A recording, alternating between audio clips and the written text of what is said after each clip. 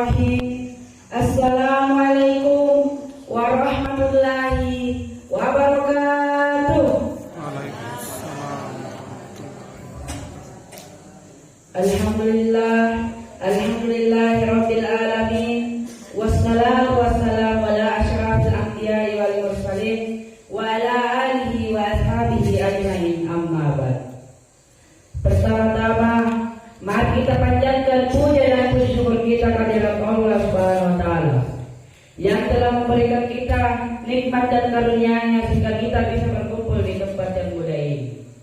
Dan tidak lupa pula kita bersalawat serta salam kepada junjungan Nabi besar kita, Baginda Muhammad sallallahu alaihi wasallam. Nabi yang telah mengantarkan kita dari alam kegelapan menuju alam yang terang benderang seperti saat ini. Hadirin dan hadirat yang dirahmati oleh Allah Subhanahu wa taala. Izinkan saya membawakan ceramah yang berjudul The Power of Ramadan.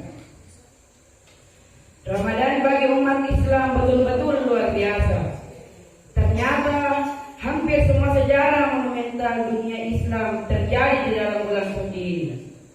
Bulan Ramadan adalah bulan yang penuh dengan rahmat dan diperlukan puasa di dalamnya sebagai salah satu rukun Islam, sebagaimana disebutkan di dalam Al-Quran. A'udzubillahi minasyaitonirrajim. Ya ayyuhalladzina amanu kutiba alaikumussyam kama kutiba alal ladzina min qablikum la'allakum tattaqun.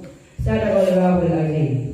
Yang artinya, hai orang-orang beriman, diwajibkan kamu untuk berpuasa sebagaimana orang-orang sebelum kamu berpuasa agar kamu bertakwa.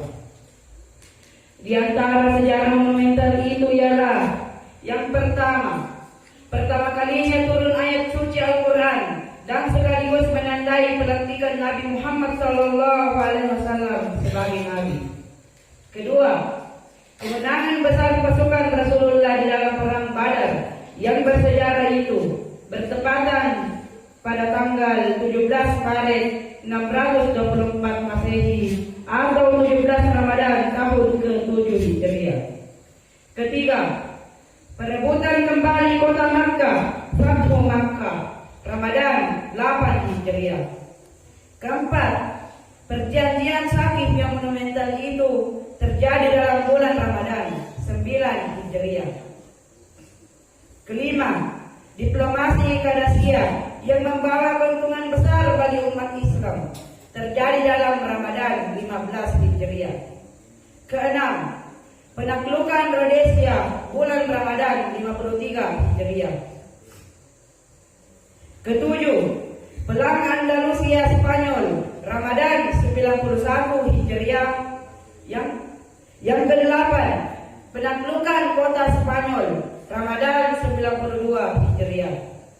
Yang kesembilan, runtuhnya daulat Bani Umayyah yang dinilai sudah banyak korup digantikan rezim baru Bani Abbasiyah Ramadan 132 Hijriah. Yang kesepuluh, pemisahan diri Mesir dari dinasti Abbasiyah Ramadan 253 Hijriah.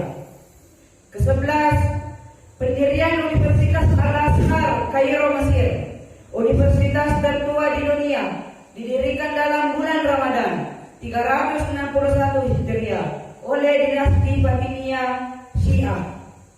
Ke-12, Salahuddin Al-Ayyubi mengharap pasukan salib dan merebut kota Suriah, Ramadan 584 Hijriah. Ke-13, pasukan salib dikalahkan di Baibat, Ramadan 675 Hijriah. Ke-14, beberapa negara Islam memperoleh kemerdekaan dari penjajah dalam bulan Ramadan, termasuk negara Republik Indonesia memproklamasikan kemerdekaannya dalam bulan Ramadan yang bertepatan pada tanggal 17 Agustus 1945. Dan yang ke-15 ialah sejumlah pusat kerajaan lokal di Kepulauan Nusantara menyerah kepada sistem pemerintahan yang bercorak Islam Sultan, termasuk diantaranya Kerajaan Bone, Sulawesi Selatan. Kerajaan terakhir terakhir di kawasan timur Indonesia menyerah ke pemerintahan baru bercorak yang Islam.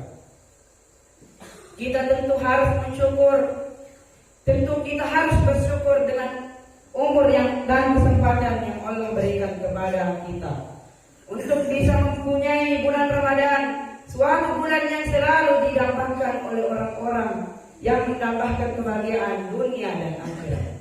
Peristiwa demi peristiwa menakjubkan di atas tentu bukan hanya terjadi di masa lampau, tetapi juga akan terjadi pada diri kita, terutama yang meyakini puasa sebagai bagian dari rahmat dan hidayah Allah Subhanahu wa taala.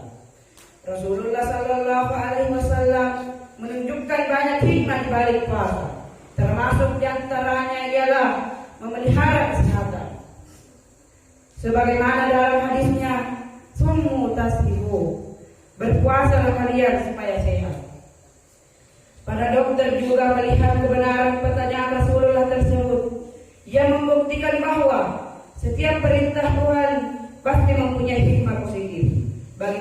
Bagi manusia, tidak mungkin Allah Subhanahu wa taala menurunkan suatu kewajiban di luar batas kemampuan hambanya. Itulah ceramah yang sempat saya bawakan. Kurang lebihnya mohon dimaafkan. Semoga kita berpuasa dengan sepenuh hati.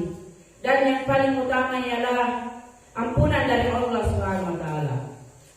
Cukup sekian. Wallahu muwaffiq ila tariqil haq. Assalamualaikum warahmatullahi wabarakatuh.